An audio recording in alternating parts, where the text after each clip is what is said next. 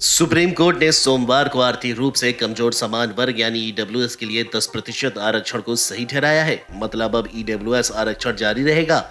Supreme court की संविधान पीठ ने 3-2 के बहुमत से आरक्षण पर एक नई लकीर खींच दी है। इस फैसले के बाद कई लोग कह रहे हैं कि अब SC, ST, OBC के आरक्षण का दायरा भी बढ़ सकता है। ऐसे में सवाल उठ रहा है कि क्या इंदिरा साहनी केस में तय की गई आरक्षण की अधिकतम 50% सीमा का बैरियर टूट गया है? क्या अब SC, ST, OBC के आरक्षण का दायरा भी बढ़ाया जा सकता है? कोर्ट के आदेश का मतलब क्या है? आइए इन सभी सवालों के बारे में जानते हैं।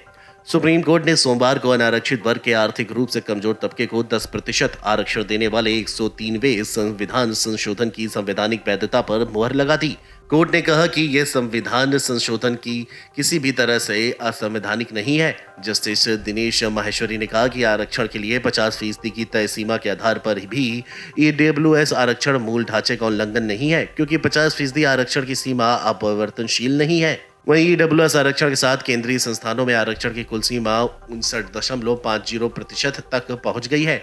कोर्ट में जस्टिस दिनेश माहेश्वरी, जस्टिस बेला एम त्रिवेदी और जस्टिस JB पारदीवाला ने आर्थिक आरक्षण को सही ठहराया, जबकि चीफ जस्टिस UU ललित और जस्टिस रविंद्र भट्ट ने इसके विरोध में अपनी राय रखी।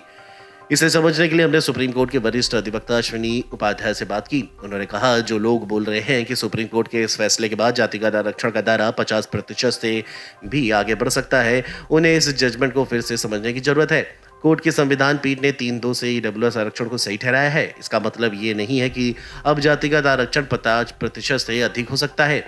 अश्विनी आगे कहते हैं कि कोर्ट ने अपने फैसले में कहा है कि जातिगत आरक्षण का दायरा 50% तक ही रहेगा। ईडब्ल्यूएस कैटेगरी इस 50% दायरे में नहीं आती, बल्कि इससे हटकर है। ये जातिगत आरक्षण पर नहीं बल्कि आर्थिक आधार पर दिया जाता है। ये एक नई व्यवस्था है, इसीलिए संविधान के संशोधन में कोई त्रुटि नहीं है।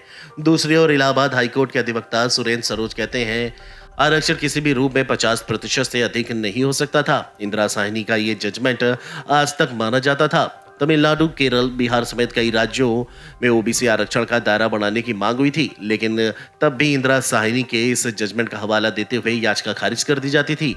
अब सुप्रीम कोर्ट के नए फैसले से आरक्षण का दायरा बढ़ने की एक नई उम्मीद जगी है। आपको बता दें कि जनवरी 2019 में देश में ईडब्ल्यूएस आरक्षण की अधिसूचना जारी हुई थी। संविधान के 103वें संशोधन के आधार पर कार्मिक और प्रशिक्षण विभाग ने ये अधिसूचना जारी की।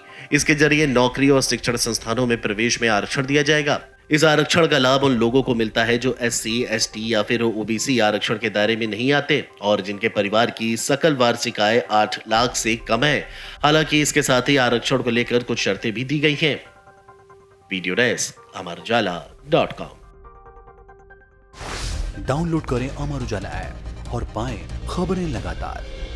अगर आप ये वीडियो YouTube पर देख रहे हैं तो हमारे चैनल को सब्सक्राइब करें और बेल आइकन को दबाना ना भूलें। अगर आप Facebook पर ये वीडियो देख रहे हैं तो हमारे पेज को लाइक करें।